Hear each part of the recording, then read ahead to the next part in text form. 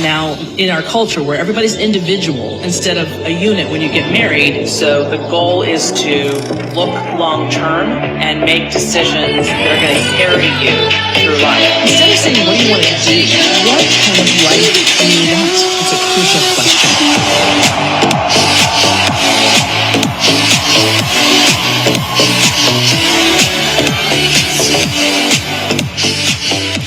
Oh my God. Crazy. This is amazing. So amazing. So happy to be here. Okay. There are 3 things about life that you can take to the bank. Number 1, whom you marry and how that marriage fares will be the single greatest predictor of your happiness and well-being. It is the most important decision you will ever make. Number 2, most women's priorities change dramatically somewhere around the age of 30. Men's priorities change too, but the timeline and the urgency are not the same. And number 3, the vast majority of married women lean out of the marketplace after having a baby. That last one is at the heart of why feminism ultimately stalled. It can't compete with female nature.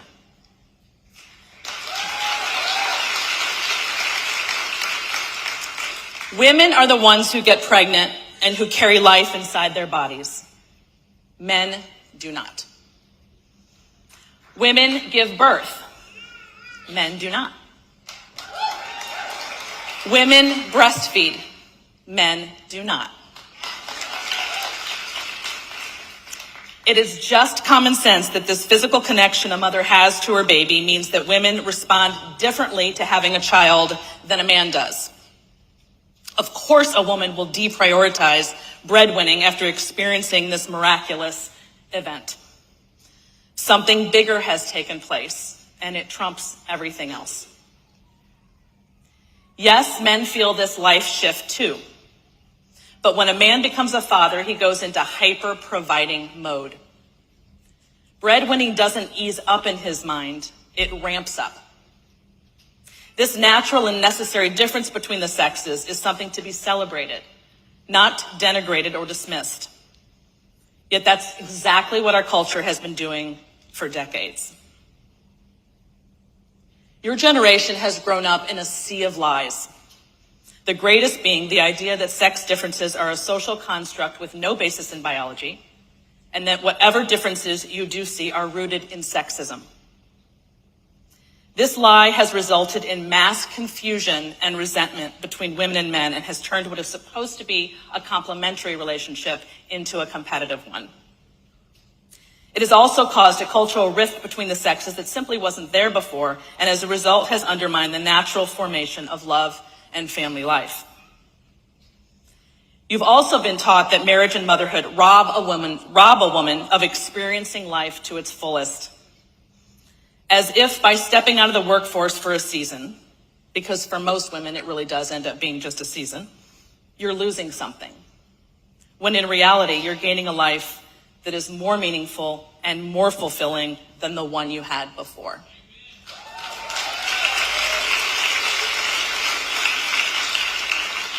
This anti-marriage and motherhood narrative results in yet more resentment, especially when so many women come to find out when they do eventually get married and have kids that this is not their experience at all. On the contrary, many women feel that their lives never really began until they became a mother. That's how transformative the experience is. Making matters worse is that these lies our culture tell merely serve a minority of women who have chosen a different path than the one most women do. Everyday women don't want what this very vocal and powerful minority wants, yet we're exposed to their narratives every day via Hollywood, the media, and our universities. It takes an incredible force of will to reject this messaging. And yet you must. If you want to build a happy life that incorporates what will, for most of you, become your life's greatest joy, rejecting the culture must be your first order of business. Then you're going to need a new life script. So let's go back to those 3 things. Number 1, Who you marry is the most important decision of your life and will have the greatest impact on your happiness and well-being. Again, this is true for both sexes, but women have a unique set of circumstances to deal with. For one thing, there's the obvious window for conception. A woman in her early to mid-20s has a 25 to 30% chance of getting pregnant each month. Fertility starts to decline when a woman is in her early 30s, and after the age of 35, this decline speeds up. By age 40, the chances of getting pregnant in any monthly cycle is around 5%. This is not fear-mongering. These are facts you need to know, and they mean that women, unlike men, have a foreshortened time frame in which to get their lives in order. That is why the message that women should worry about marriage later and instead be exclusively focused on getting degree after degree in preparation for some big career, as if there won't be something that for most of you will interrupt those plans down the line, is irresponsible at best and cruel at worst. There's a completely different way to map out your life, one that works with Mother Nature, not against it. Instead of prioritizing career, prioritize the most important decision of your life, your choice of spouse. In other words, date for marriage or don't date at all.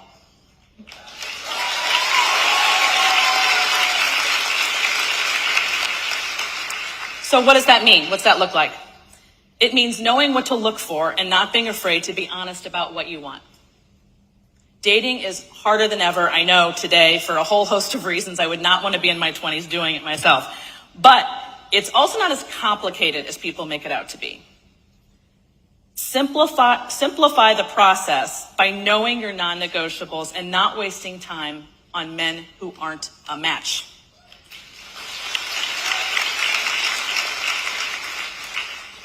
Character is the most important quality in a husband and father. Certainly you will want someone with whom you have chemistry, that's kind of a given, but equally important is someone with whom you share the same values and goals. You should be able to determine these things rather quickly, actually, within the first several dates, believe it or not. Because when you remove sex in those early days, remember what I said about being countercultural, what else are you going to do on a date besides talk? I mean, that's what we did back in the day. You talked. You should be talking for hours and hours about who you are, where you came from, where you're going, where you're headed, what you want. That's what dating is, or what it should be. It's also important to know that men and women are not looking for the same things. Again, countercultural, but true. Women, no matter how much money they make, still want a man who is willing and capable of providing when the time comes. No one tells this to young women anymore. It's viewed as totally retro because women are supposed to be capable of taking care of themselves. And of course you are capable of doing that. But the desire for a man who provides and protects is just as deep today as it was 40 years ago. Why is that? Because of numbers 2 and 3. Number 2, most women's priorities change dramatically around the age of 30. Your career may feel like the most important thing at 22, but it will not feel that way for most of you at 32. Therefore, it is crucial that you play the long game. Where do you want to be 10 years from now, and what are the steps that will help you get there? One obvious step is to marry a man who's on a clear career track. Don't be afraid to acknowledge this. It has nothing to do with your own professional abilities, but of your desire to have children and to raise them. I can guarantee that you are not going to want to feel responsible for being the family provider after you've had a baby. I coach women every week who want to stop working for a season, but don't feel that they can due to the professional, relational, and financial decisions they made in their 20s, and it is heart-wrenching. Number 3. The vast majority of married women lean back or even out after they've had a baby. So in order to avoid getting stuck down the line without having even the option to stay home for X amount of years, you need to start preparing for this reality now. One way to do that we just covered. Don't marry a man who hasn't found his professional path and who doesn't fully support your staying home when the time comes. And going back to the whole dating thing, that takes a lot of conversation and prepping, right? You want to have serious planning about each of your career moves in order to make that happen, and geographical moves, really. So it's a lot of conversation before you even get married, ideally. Another way is to choose a career that works well with motherhood. That means one that can be done part-time, it can be done from home, it has flexibility, you can move in and out of it more easily over time. I mean, the reality is that some careers are just simply more conducive to motherhood than others. Finally, don't accrue a lot of debt now.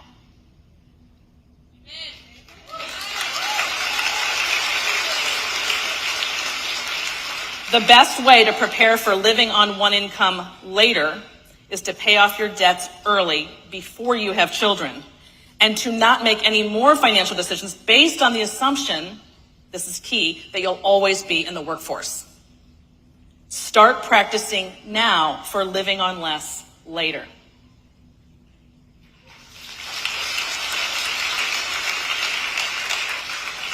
Speaking of staying home and the costs associated with doing so, I'd like to do a quick cost-benefit analysis with you on this very important decision.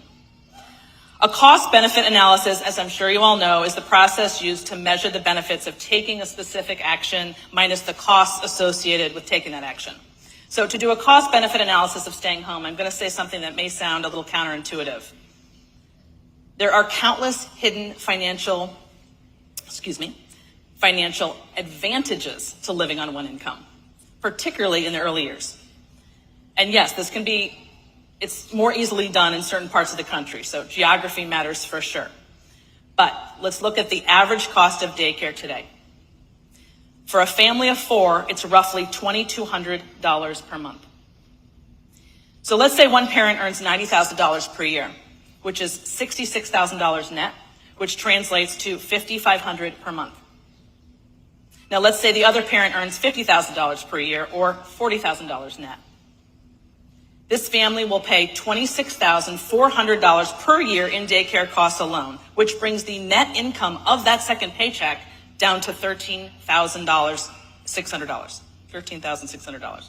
And that doesn't even factor in the costs of going to work, such as commuting costs, gas, work attire, dry cleaning, coffee runs, convenience foods, and eating out because you are way too tired to cook. The advantages of a one-income lifestyle tend to be hidden, and Lord knows they're never publicly acknowledged, and they aren't even necessarily things you can put on paper, but you will feel them when you do it. Basically, if you set yourselves up well financially in advance, and you're willing to live simply in the early years, even if that means postponing a home purchase, because that's a whole other conversation, right? What's going on with home purchases today? For a few years, you'll see how manageable it can be to live on one income for a season. Notice I keep using that word season.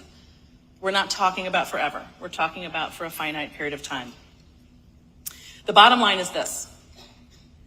If we know that who we marry is the single most important decisions of our lives, and we do, it makes no sense to prioritize career over marriage. In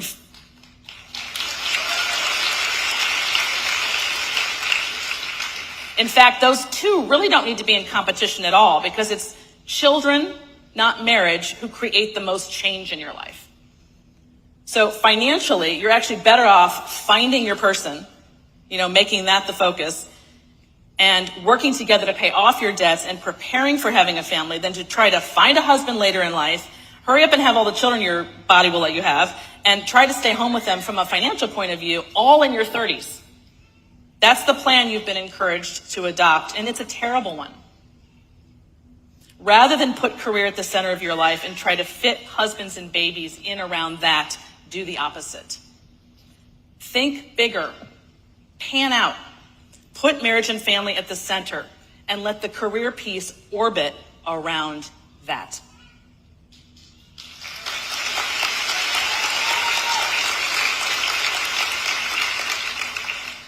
That's what I did, and it made all the difference. And you never hear about it, ever.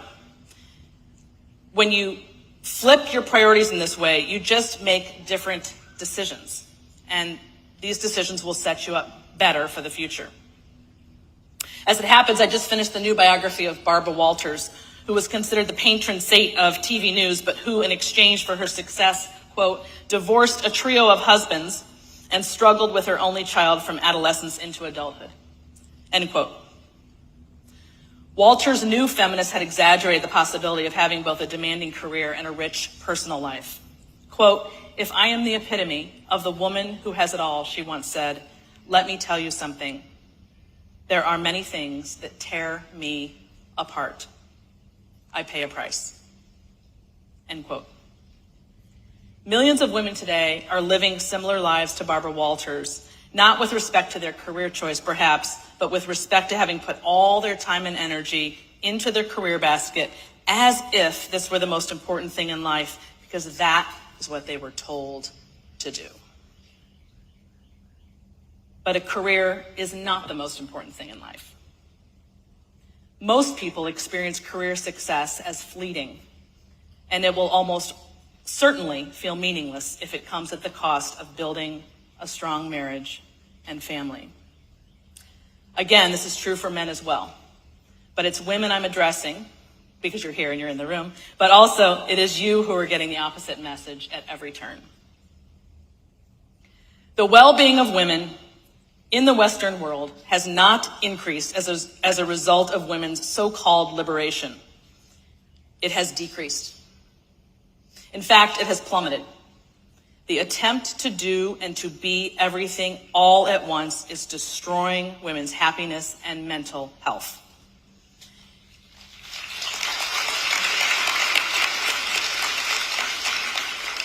It is my firm belief, as a result of being mired in this subject for over 20 years, that women's declining happiness, which was officially documented in 2007 by the National Bureau of Economic Research, can be attributed in large part, if not completely, to the lies they've been fed about men, marriage, and motherhood.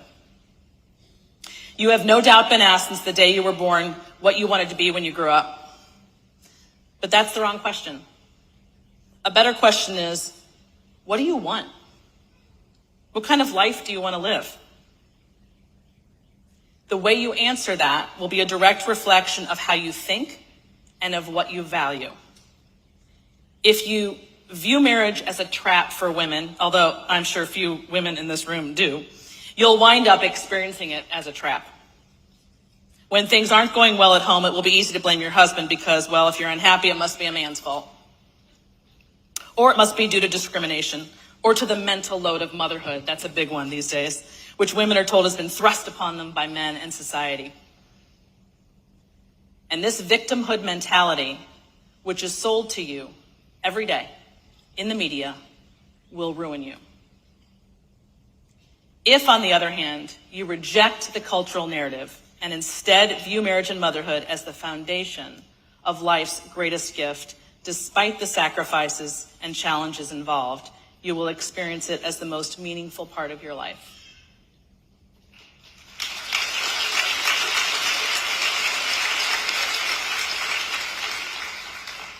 You have to commit yourself to your personal happiness with the same dedication, more actually, as you do your professional happiness.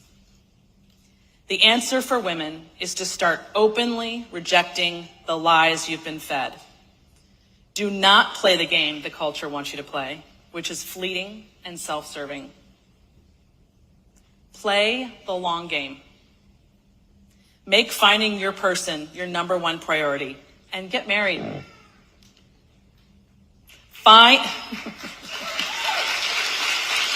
Imagine, get married. So countercultural, so retro.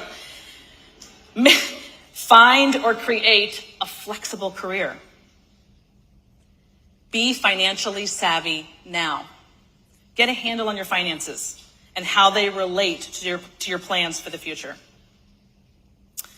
Finally, get a real education, and I recommend Erica Komisar for this one. I don't know if you guys saw her this morning, but that's who I'm referring to if you did, on the needs of young children, so that you and your husband are super clear on why you're home and what it is actually that you do there. This is so important. If you do all of these things, you will have prepared yourself with the tools you need to build a truly balanced and better life. Thank you guys for having me. Oh my gosh, I took up all the time. I'm sorry. I tried to shorten it as much as I could. However, I am doing a book signing on this material. I have a new book out called How to Build a Better Life, and I'm going to sign at 5 o'clock outside for those books.